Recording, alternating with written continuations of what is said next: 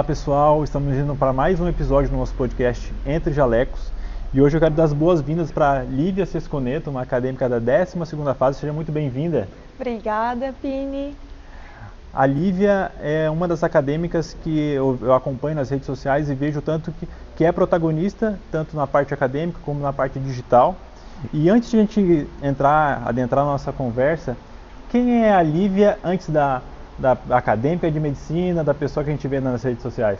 Então, Pini, eu sou de Lauro Miller, né? Eu venho de uma família, meus pais são empresários e comerciantes. Não tenho ninguém da medicina na minha família, eu sou a primeira. Tive um primo que formou agora recentemente. Mas o meu gosto pela medicina foi acontecendo ao longo da vida e aqui estou eu, né? Mas essa paixão que foi criando em ti na medicina, tu sempre quis? Como é que foi? Foi um incentivo familiar por causa desse primo? Como é que aconteceu isso? Não, então, a minha mãe e meu pai sempre me deixaram livres para eu escolher a profissão que eu quisesse, que eu me sentisse melhor, o mais feliz possível. Eles nunca nem comentaram assim sobre a medicina dentro de casa, sabe? Foi uma vontade que veio de dentro de mim mesmo, porque eu sempre quis ser pediatra, na verdade. Olha só. Porque eu gostava muito de criança, me dava bem com crianças e eu achava que esse era o meu dom, sabe? Que eu tinha que seguir nesse ramo. Então, a minha opção pela medicina foi mais por essa vontade de ser pediatra. Só que ao longo da faculdade, com várias experiências e estágios e contatos, foi mudando um pouquinho, né? Sim, então, chegou na clínica. Cheguei na clínica. E essa preparação, chegou a fazer algum cursinho de vestibular ou já conseguiu passar do terceirão? Não, eu fiz um ano de cursinho pré-vestibular, né? A vontade de todo mundo é sempre passar direto, mas também sem pressão, a gente vai estudando. E foi tranquilo, assim, foi um ano de bastante tensão também, porque a gente quer passar logo, a gente está naquela transição entre a gente não está trabalhando e não é mais estudante, então é bastante, assim, complicado, uma fase bem de tensão, mas no fim deu tudo certo, a gente com o apoio da família, dos amigos, vai indo, né? Vai se solucionando. Isso aí. E foi mesmo na sala da Isa Benemed?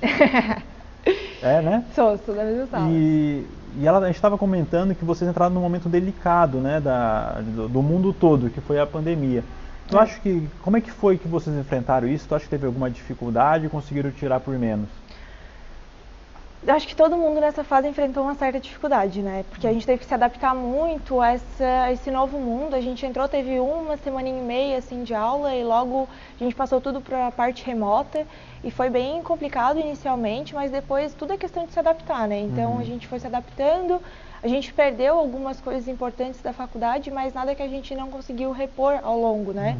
Então foi difícil sim, mas no fim tudo se adaptou e deu tudo certo. Eu tinha comentado com a Isa na última conversa, que acho que foi a parte mais de semiologia, né? Aquele foi o início, mas são coisas que a gente tem muita prática, né? Acho que não existe um dano muito significativo desse processo, né? Sim, exatamente. E durante a formação acadêmica, assim, eu até estava comentando que existem momentos mais críticos da faculdade, por exemplo, o ciclo básico, a gente tem que muito fazer uma base sólida, para depois conseguir fazer a clínica com mais facilidade, não deixar passar a bola. O que tu achou de mais relevante assim, durante o ciclo básico, que te ajudou a construir essa base sólida? Era um estudo Guyton mesmo? Como é que funcionou? Então, eu sempre fui do time, assim, que estuda pelo livro, pela fonte que os professores davam, né? Porque hoje eu sei que a gente tem muito acesso aos cursinhos, essas apostilas que são mais resumidas, mas até, eu acho que quando a gente entrou na faculdade 6 anos atrás, não tinha isso muito disseminado. Então, todo mundo comprava os livros dos veteranos, então acho que a nossa formação foi baseada nisso e assim, não tenho o que falar, sabe? Foi excelente desse método que a gente utilizou e exige um pouco mais da gente, mas eu acredito que a medicina em si é isso, né? Ela exige bastante da gente. E atualização, né? Cada vez mais guidelines estão saindo aí. Exatamente. Então, é o up-to-date até que a nossa universidade ela acaba oferecendo, então acesso, e a gente usa bastante durante a formação e depois também, né? E os próprios livros, eu acho que o livro nessa parte do ciclo básico, ele está sempre se atualizando também, né, Pini? Então, eu acho que forma uma base bem... E acho que agora, refletindo um pouco sobre o que você falou, realmente teve essa mudança, né? Quando a gente pensa 2, 3 anos atrás, era muito livro base, Guyton, existia muito resumos também, vendiam Sim. resumos, enfim. E acho que a pandemia foi essa transição, porque os cursinhos que a gente fala hoje em dia são todos remotos. Então a informação mudou de como a gente acessa ela, enfim, para o bem e para o mal, hoje em dia é assim. Exato. Mas durante a sua formação médica, assim, tu participou de ligas acadêmicas, foi monitora, como é que funcionou isso, essa parte da extensão? Eu fui monitora de anatomia por um ano, fui monitora de semiologia cardíaca, que é habilidades médicas que a gente chama, né, por um ano também. E ligas, eu participei da liga de geriatria, de endócrino e a de cardio. A de cardio foi a que eu mais me dediquei, né? Depois até fui saindo das outras ligas, porque, enfim, a gente vai se adaptando a uma ou a outra. E para não sobrecarregar, a gente vai fazendo as nossas escolhas, né? Então, no fim, eu escolhi permanecer na de cardio porque era o que eu gostaria de seguir também na minha vida profissional. E assim foi fluindo. E agora eu estou na presidência e estou muito feliz. Que legal. E daqui a pouco eu vou entrar nesse assunto sobre presidência, sobre liga, mas dando um passo atrás, todas essas ligas que a gente vai participando, qual o papel que tu acha importante na formação, assim? São os contatos, são os professores, ou até esse saber um pouco de como funciona essa especialidade, para quem sabe um dia escolher uma, né? Isso, eu acho que as ligas acadêmicas, elas são muito importantes para a gente se aprofundar, né? Porque a gente vê coisas além do que a gente vê em sala de aula. A gente forma uma rede de contatos muito maior do que aquela que a gente já faz na faculdade, porque a gente encontra acadêmicos de diversas fases. A gente tem contato com outros professores e até professores e médicos que não fazem parte da universidade, né? E então a gente está sempre em contato com outras pessoas e fazendo essa rede de contatos. E esqueci o que eu ia falar. Tudo bem. E hoje em dia, como é que tu se prepara para a prova de residência? Não sei se tu tem alguma em mente. Como é que é essa preparação? Porque eu acho que o último ano deve ser um turbilhão de coisas, né?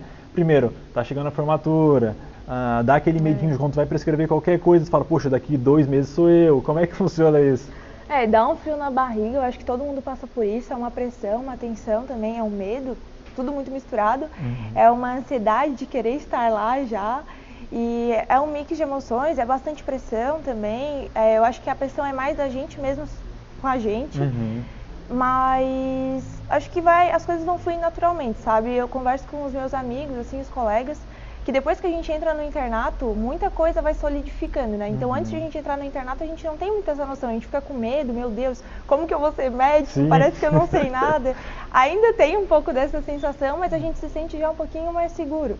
Então, equilibrando, assim, e sempre estudando, né? Sempre se atualizando e estando no meio e procurando estágios também, importante.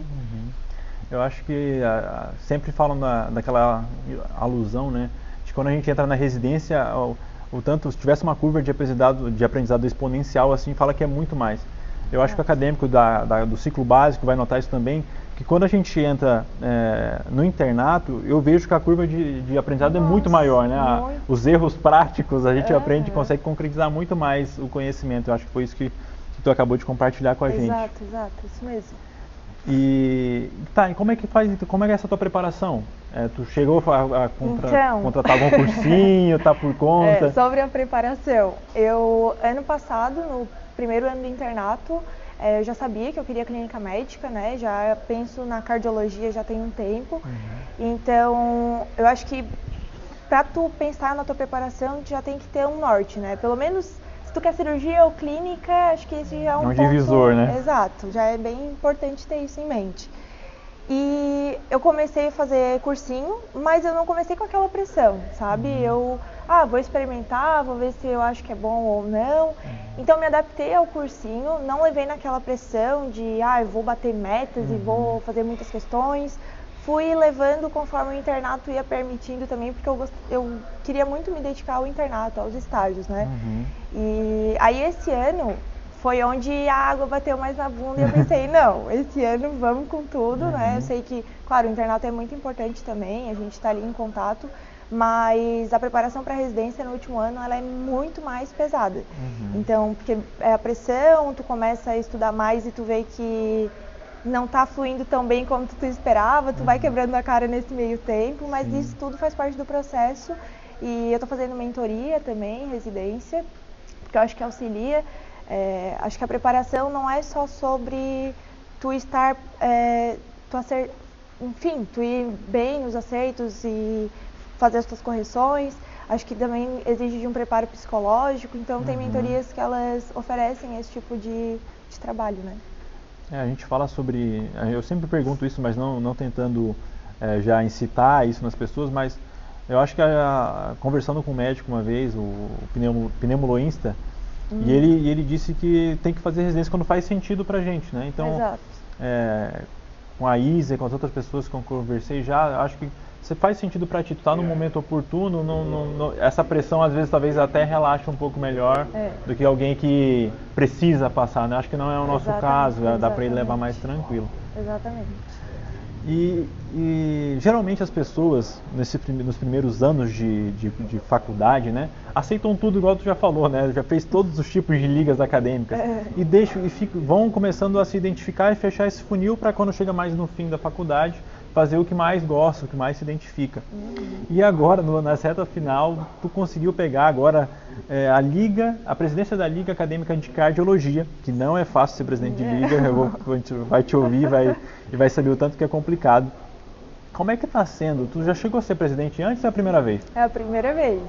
Encarei com tudo, assim, aceitei. E é uma das ligas mais ativas da medicina. E como é que está sendo para ti? Antes de falar do simpósio, como é que está sendo ser presidente da liga? Quais são as dificuldades que tu enfrenta sendo presidente? Então, está sendo excelente, assim, a gente também enfrenta dificuldades ao longo do caminho, não é sempre tudo flores e maravilhas, né? É complicado porque exige local para a gente conseguir aula, horário com os professores, com os médicos para a gente ter aula com eles também. Então é bem complexo, mas assim, é uma experiência muito boa. É a primeira vez eu sendo presidente da liga, mas eu sempre estive envolvida assim, em lideranças, digamos, sabe? No ensino médio eu era líder de turma, faço parte da comissão de formatura, agora presidente da liga, então eu sempre estive nesse meio. Eu acho que tem isso no meu sangue, sabe? Então é algo que vai fluindo, assim, ao longo do semestre. Foi tranquilo. Semestre passado eu já fiz parte da diretoria como secretária, então é algo que a gente já vai se encaixando, né? A gente vai... E eu acho que tudo que tu comentou, tu sempre falou de forma gradual, né? Acho que é muito importante quando a gente chega numa liga ir assumindo postos, né? Isso tem um propósito, a gente vai aprendendo, vai pegando na mão de como funcionam as coisas para um dia ser presidente e ficar mais fácil, ter uma rede de contatos mais forte. A gente estava conversando até um pouco antes da gravação sobre o simpósio que vocês estão organizando, o quanto é importante ter contatos para fazer a coisa acontecer, para fazer, enfim. Hoje em dia, eu sempre falo, eu não resolvo, mas eu sei quem resolve. Exato. Então, falando do simpósio de cardiologia que vocês vão fazer dia 24 e 25 de outubro, como é que está sendo a preparação dele, quais são as dificuldades também? Então, o simpósio, ele surgiu de uma conversa que eu tive com o professor Amadeu. Ele veio com essa ideia, assim, meio que do nada. Eu ainda não tinha assumido 100% a presidência da liga, mas a gente já estava na transição de semestres.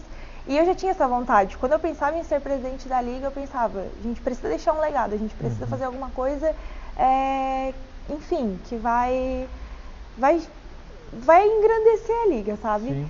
E quando o professor Amadeu veio com essa ideia, eu comprei logo de cara, já aceitei e já fui chamando os meninos da Liga de Cirurgia Cardíaca também.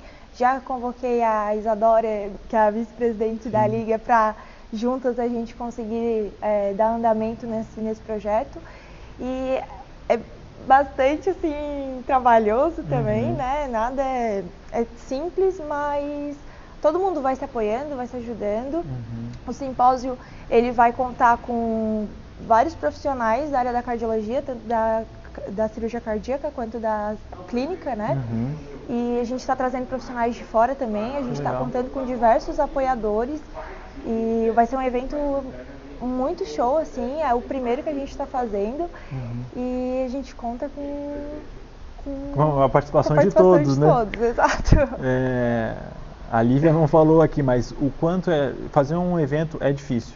Mas acho que fazer um evento no fim de ano é maior ainda esse desafio. Por quê? Primeiro que todo mundo está cansado, vocês estão chegando num momento que é decisivo para vocês também, que é a preparação de residência, então tem outras coisas na cabeça. Tem a formatura, que também é muito importante. Exato. Eu acho que essa experiência que tu está vivendo, que a liga de vocês está vendo, é muito legal, porque isso traz uma maturidade, não só... É o que vocês vão enfrentar no futuro, talvez, né? Certamente vão enfrentar, não só talvez. Quando tu fala do Amadeu, tu fala da Amanda, enfim, eles passam por isso quando eles fazem eventos, acho, da Cardio Day, enfim, de onde eles trabalham. Sim.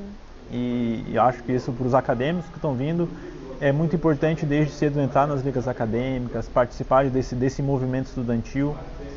E tenho, sem sombra de dúvida, que vai ser um evento super legal. Mas a mesma pergunta que eu fiz para eles, eu quero te fazer também, que é em relação... às vezes a gente faz um evento super legal com pessoas que vêm de fora e às vezes o acadêmico da primeira, segunda fase, segundo ano, não tem noção do quanto é difícil e também do quanto é importante eles participarem disso. Então, se tu fosse elencar uma ou duas coisas, por que tu acha importante esses acadêmicos participarem? Qual é a principal vantagem que vai ter ele participar desse evento? Então, acho que a gente tem várias vantagens para participar do evento, né? Primeiro, criar contatos, conhecer novas pessoas, fazer um networking ali no evento. Tem também a questão da carga horária, né? Então, que ao longo da faculdade a gente tem que ir somando as horas para ter as horas complementares para a própria universidade, fora os certificados que a gente tem que ter também para depois na residência, para o currículo, né? Formação do currículo. No nosso congresso, né? No nosso simpósio, no caso, a gente vai ter também um espaço para expor os relatos de caso e trabalhos científicos, que é uma outra grande oportunidade, né, para os acadêmicos formarem seus currículos e ter esse contato com o meio científico também, já desde cedo. Então, acho que esses 3 pontos são os 3 grandes principais pontos que eu elencaria assim, no momento. E eu acho também interessante que participar de eventos regionais tem uma preparação para quando você for para um congresso realmente grande. Vocês realmente foram agora e isso, a gente querendo ou não, um simpósio regional, ele simula o que vai acontecer num congresso maior. Então é mais fácil você apresentar um trabalho aqui para um professor que você conhece, para depois, quando você chegar no congresso brasileiro, você conseguir apresentar, ter noção de como funciona a logística de uma apresentação científica. Então acho que são coisas também que são muito importantes. A gente teve agora o Multiligas, a gente botou no cronograma tudo certinho de como funcionava em um congresso grande. E muitos acadêmicos da primeira e segunda fase não entendiam como funcionava. Então, é importante vocês participarem de eventos como esse, porque vocês vão, além de ter todos esses benefícios que a Lívia falou, vocês vão ter esse contato e quando chegar a hora de vocês vão poder brilhar sem hesitar. Como a gente falou, né, Pini? Tudo começa com uma base. Então, o contato desde cedo, mesmo que seja um simpósio menor, local, regional, enfim, vai te preparando para os próximos, né? Então, é isso aí. É isso aí, tudo ajuda. E indo para a nossa pergunta final aqui, eu sempre pergunto, sério, durante a tua bagagem, durante a medicina, tu errou bastante, acertou, e certamente tu faria algo diferente, ou faria, não, faça a mesma coisa. Qual dica que tu vai deixar para o acadêmico que vai assistir a gente, que talvez faria igual, ou qual o ponto-chave que tu acha que deve ser feito durante o atendimento médico, que tu acha que muda a conduta, muda como o paciente se sente? Sim, eu acho que a gente tem que aproveitar a faculdade, os períodos de festas, a gente tem que aproveitar, mas a gente também tem que se dedicar ao período acadêmico em si. A nossa universidade, que é feita com o método, né, PBL, acho que um ponto assim, muito chave é aproveitar muito os tutoriais, porque eles dão uma base muito boa pra gente e até na questão de comunicação, né, porque ele exige isso da gente. E sobre atendimento, assim, acho que às vezes a gente se depara com alguns profissionais que a gente, não gostaria, não achei legal o jeito que ele atendeu, mas tem outros que a gente já tem uma grande admiração, que a gente usa de exemplo, então observar, sabe? Acho que sempre estar observando muito, por mais que às vezes a gente não esteja ali lidando na prática, que às vezes a gente acha ruim, né? A gente se coloca, mas eu não estou fazendo nada aqui. Não, a gente sempre está aprendendo de alguma forma. Então, observa os detalhes, observa a forma da comunicação, o jeito como lida com o paciente, para que possa fazer diferente depois. Sim. Acho que todo atendimento, mesmo que ruim, é um exemplo, né, até do que não fazer. Exatamente. E acho que a tua fala vai de encontro o que já foi conversado com outros acadêmicos que vieram aqui falar com a gente, que é essa parte de também orientação. Acho que 90%, tem um médico, o Mailton, lá da UBS do Rio Mãe, né, falou pra gente assim, que 90%, 80% do atendimento é orientação. Então, no momento que você assiste um médico ou um atendimento, não é sobre qual medicamento que ele vai passar. Isso tu tem que saber também, tu vai saber. Mas de como se portar, de como comunicar, de como ouvir, né, o paciente. Exato. Então, acho que a Lívia está totalmente certa nesse comentário dela. E eu quero deixar aqui um convite para sempre que quiser voltar para conversar com a gente, sinta-se bem-vinda. Obrigada, Pedro. Tchau, tchau, pessoal.